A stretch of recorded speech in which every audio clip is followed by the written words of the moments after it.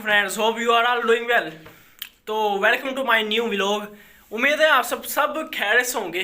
कोई नहीं, अगर तुम्हारी तबीयत थोड़ी ख़राब है, सिर में दर्द हो रहा है यार, बंद कर दो मोबाइल, सो जाओ। कोई ज़रूरत नहीं है मेरे व्लॉग देखने की। सो जाओ, रेस्ट करो, फिर उठ के देख लेना यार। मैंने कोई ज़बरदस्ती की आपके साथ, कोई परेशानी की बात ही नहीं है। आर यू कॉमेडी मी?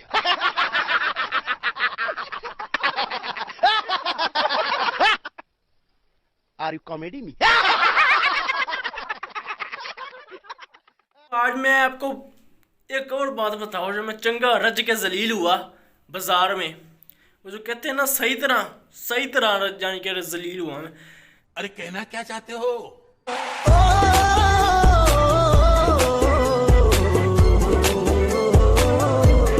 मैं आज गया था एटीएम से पैसे निकलवाने। तो पहले एटीएम पे गया मैं, उसका एटीएम खराब। दूसरे पे गया, दूसरे का एटीएम खराब।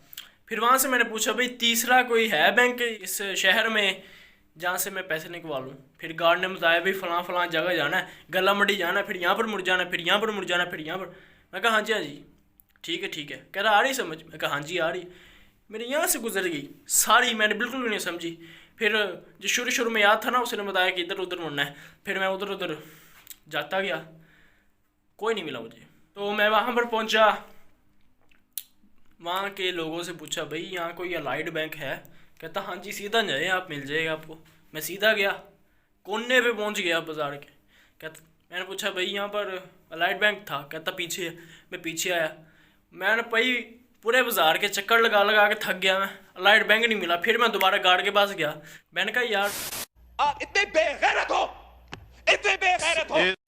मिल ही नहीं रहा, अलाइड बैंक कहाँ है? फिर उसने समझाया, फिर भी नहीं मुझे मिला। फिर मैं गल्ला मंडी पहुंचा। मैंने यानी कि तवाफ़ ही किया मैंने गल्ला मंडी का। 3-4 चक्कर तो मेरे गल्ला मंडी के लग गए। वहाँ से मैंने फिर पूछा एक लड़के से, मैंने पूछा लाइट बैंक का? कहता वो पीपल देख रहे हो, उसके पीछे है लाइट बैंक। मैं कहा पीपल ने सारा लाइट बैंक लगा के रखा है ऐसे। मैं बाइक से उतरा, लॉक लगाया, लाइट बैंक के एटीएम के पास पहुँचा तो देखा, सॉरी लाइट बैंक का एटीएम ख़राब है, माफ़ कर दीजिए। ओ भाई, मारो मुझे, मारो। फिर मुझे वहाँ पर गुस्सा भी आया। भाई अद्धा घंटा हो गया मैं खप्पी आना बाजार विच, सारे लाइट बैंक का तो एटीएम आज ही खराब होना सी। तो फिर हम सर झुकाकर शर्मसार होकर घर आ गए। आपने सुना ही होगा कि अल्लाह ताला की तारीफ़ें जो हैं वो करना यानी कि पॉसिबल ही नहीं है कि दुनिया की जो सारी जो समुंदर का पानी है वो सारे स्याही बन जाए और दरख्त कलम बन जाए, कलम दरख्त डबल भी हो जाए, तब भी आप सलम की तारीफ कैसे नहीं है, क्यों नहीं है हम? भाई कोई भी जितने भी आलम है वो एक रजिस्टर से ज़्यादा अल्लाह ताला की तारीफ़ें नहीं लिख सकता। हाँ, जब हमारे सर ने हमें बताया, यार ये क्या है मक्खी को, दिमाग ख़राब किया हुआ मेरा, बार आगे हाथ में बैठ रही है।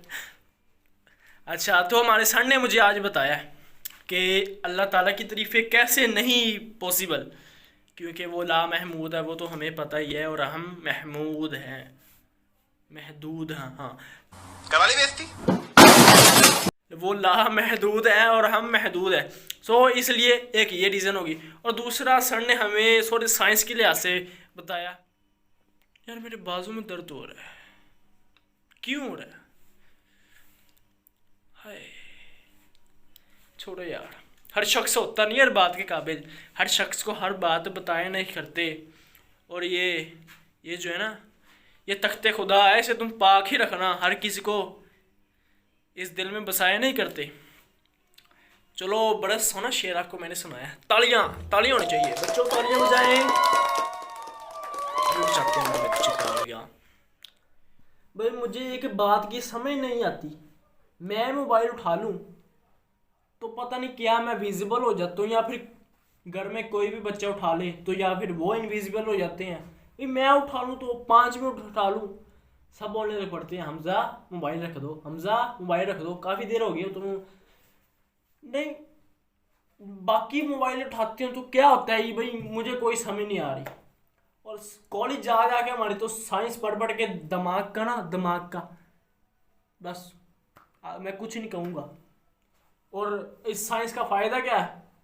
आज मैं बैट बॉल खेल रहा था तो जनाब ने फिज़िक्स लगाई। देखते हैं आज फिज़िक्स का क्या फ़ायदा होता है। तो मैंने बॉल को स्पिन किया, वो लगी बैट को, सीधा लगी ऐसे, ऐसे बॉल लगी और ऐसे चलेगी। Somewhere deep down in my heart. यार मुझे समझ नहीं आती ये क्या है यार, ऐसे लगी है और इसको ऐसे जाने के क्या, वो चौका हो गया, हम मैच हार गए। मैं भाई साइंस का कोई फ़ायदा नहीं हुआ मुझे, अभी तक तो कोई फ़ायदा नहीं हुआ। मैंने पिछले जितने भी एक्सपेरिमेंट किए हैं, 2 किए हैं अभी तक, 2 भी लोग अपलोड हुए हैं, कोई एक्सपेरिमेंट कामयाब नहीं हुआ। साइंसदान पता नहीं क्या खाते हैं या क्या करते हैं, उनका दिमाग। सर ने बताया कि 5% आइंस्टाइन ने दिमाग की इस्तेमाल किया था और हम सिर्फ 3% करते हैं, सिर्फ 3%। हाफजा तेज़ करने का जो है वो टिप है, जो सुन्नत भी है। आप सल्लल्लाहु अलैहि वसल्लम ठंडी रोटी खाया करते थे। वो क्यों खाया करते थे? हमारे लिए खाया करते थे ताकि हम आपकी ज़िंदगी पर अमल करें। और ठंडी रोटी खाने से हाफजा तेज़ होता है। रात को आप दूध के साथ रोटी खाएं तब भी हाफजा तेज़ होगा। आयतल कुर्सी पढ़ें तब भी आपका हाफजा तेज़ होगा। तो आप सल्लल्लाहु अलैहि वसल्लम की हर एक सुन्नत हमारे लिए यानी कि अच्छी है, यानी उससे हमें फ़ायदा होगा। और एज एग्जांपल साइंस भी इसको मानती है। यहूदी है ना जो हर बात के, जिस बात के पीछे पड़ गए ਉਹਦੇ ਪਿੱਛੇ ਵੜ के रहते, फिर उसकी जान नहीं छोड़ते वो। यहूदियों ने आप सल्लल्लाहु अलैहि वसल्लम के ऊपर रिसर्च की कि आप सल्लल्लाहु अलैहि वसल्लम हमेशा मस्जिद में जब दाखिल होते थे दायां पाँव अंदर रखते थे और जब वाशरूम से निकलते थे बायां पाँव बाहर रखते थे। तो इससे यहूदियों ने सर्च की तो उन्हें पता चला कि जब इंसान को जब यहाँ दर्द होता है ना, यहाँ जब दिल का दौरा आता है तब इंसान दाएं तरफ गिरता है, यानी कि ऐसे। तो जब देखा ना, घर वाले छोड़ते नहीं है, अभी कह रहे बस बस बस रख दे रख दे। आपका भाई भी ढीठ है आपकी तरह। तो जो आप सल्लल्लाहु अलैहि वसल्लम मस्जिद में दाएं पाँव रखते थे, अगर हमें हार्ट अटैक आ जाए तो हम दाएं तरफ गिरेंगे, यानी कि मस्जिद के अंदर, अल्लाह के घर के अंदर गिरेंगे। और जब हम वाशरूम से बाहर निकलते हैं तो तब भी दाएं पाँव बाहर रखते हैं। हाँ, दाएं पाँव बाहर रखते हैं। तो इससे हमें क्या फ़ायदा होगा कि हम दुनिया के अंदर गिरेंगे, यानी कि गंदी जगह के अंदर नहीं गिरेंगे। इसलिए ये तो आप सल्लल्लाहु अलैहि वसल्लम की ज़िंदगी हमारे लिए बड़ी बेहतरीन नमूना है। तो अल्लाह ताला ने कहा कि मेरे दीन में खलल ढूंढो। मैंने आयत पढ़ी थी, हमारी इस्लामियत की बुक में थी, तो फिर मैंने काफ़ी ढूंढने की खलल कोशिश की, मुझे नहीं मिल रहा। अभी मैं ढूंढ रहा हूँ खलल। अल्लाह ताला ने कहा आप थक हार कर बैठ जाओगे, थक हार कर आ जाओगे, लेकिन आपको खलल नहीं मिलेगा दीन में मेरे। जो नॉन मुस्लिम वो जानवर की पूजा करते हैं, जैसे भैंस होगी, उनके लिए माँ का समान है। यार आप थोड़ी साइकी नहीं है आपकी, थोड़ी समझें, अपने दीन को समझें, दूसरों के दीन को समझें यार। कि यहाँ से सोचें, यहाँ से अल्लाह ने आपको दिमाग दिया, आपका जो खुदा है उसने आपको दिमाग दिया। भाई अगर भैंस आपके लिए आपसे अफजल है तो फिर कैसे अफजल है? 4 टांगे हैं उसकी, दिमाग उसका स्लो है, चढ़ती रहती साढ़े, वो कैसे आपको, यानी कि मुझे समझ आ रही, मुझे एक्सप्लेन ही मुझसे हो रहा है। और जो खुदा है उसने हमें दिमाग की दे, उसने खुद बताया पैगंबरों के ज़रिए इंसान ये जो मक्खी आपने देखी है ना, ये बार बार मेरा जीना आराम किया हुआ इसने। इससे आप यार थोड़ा दिमाग लगाया करें यार। आप ये मुंह में लफ्ज़ अड़ जाते हैं ना, मुझे इससे बड़ा दिमाग ख़राब होता है। ये जो मेरी बातें हैं, जो मैं बातें अब करने लगा हूँ, स्पेशली हर मुसलमान के लिए, हर इंसान के लिए हैं। क्योंकि हर इंसान किसी ना किसी मज़हब से, किसी ना किसी रिलीजन से ताल्लुक़ रखता है। तो मैं तो इस्लाम से ताल्लुक़ रखता हूँ। कुछ मेरे भाई हैं वो जो हिंदू होते हैं, कुछ यहूदी, कुछ बुद्ध मत वगैरह से ताल्लुक़ रखते हैं।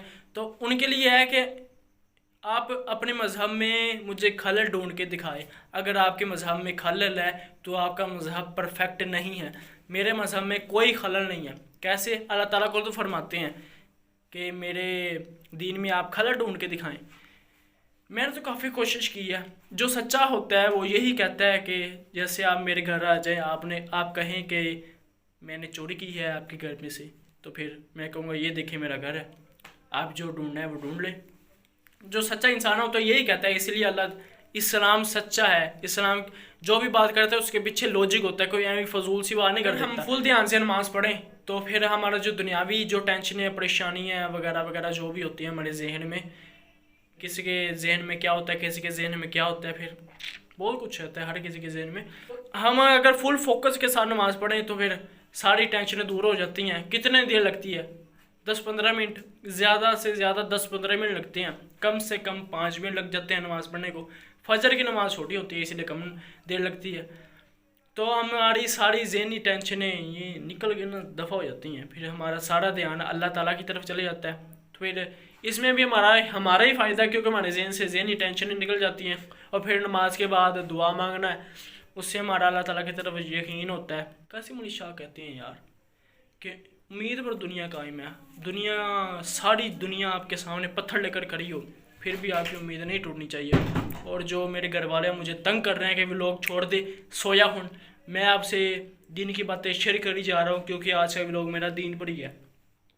और मैं थंबनेल अगर मैं दीन का लगाऊँ ना तो बहुत ही कम ऑडियंस मेरे पेज पर अपलोड होगी, आएगी, विज़िट करेगी।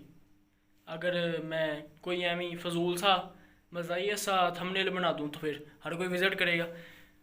फिर मैं अभी कैमरा बंद कर रहा हूँ क्योंकि मुझे घर वाले तंग कर रहे हैं। लगा इतनी जल्दी मैं व्लॉग भी ख़त्म कर दूँगा? वाह, अभी तो हमने एक काम करना है जिसकी वजह से आपको मौत आती है जी, वो है पढ़ाई। अभी हम पढ़ने लगे हैं, तो आप हमारे साथ पढ़िए, हमारे साथ जी।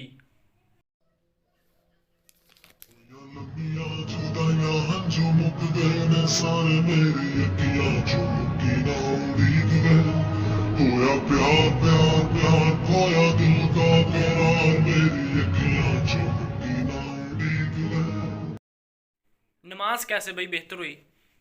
नमाज से हमारे जिस्म की एक्सरसाइज भी हो जाती है। और हालांकि योगा में बंदा कमर सीधी करके बैठता है, और जब कमर सीधी करके सांस लेता है गहरी गहरी और गहरी सांस निकालता है वाइट, तो दिमाग रिलैक्स हो जाता है। और आपको एक इंटरेस्टिंग बात बताऊं कि आप मेडिटेशन कर लें और सो जाओ, ये एक बराबर है। और आप सल्लल्लाहु अलैहि वसल्लम भी मेडिटेशन किया करते थे, गार वगैरह में जाकर अल्लाह ताला की याद में अल्लाह ताला से बातें किया करते थे।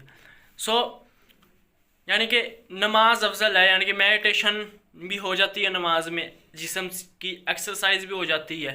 और नमाज के बाद हम दुआ मांगते हैं, अल्लाह पर यकीन भी हमारा रहता है और अल्लाह ताला की मोहब्बत भी हमारे दिलों में आ जाती है।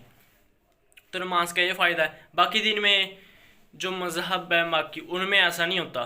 तो मैंने आपसे ये बात शेयर करनी थी। और एक्सपेरिमेंट मेरा क्या था? एक्सपेरिमेंट मेरा ये था कि आपसे जो बातें की हैं जो दीन वगैरह की, वो मैंने अब चेक करना है कि कौन कौन शेयर करता है, कि ताकि दूसरों को भी नॉलेज मिले।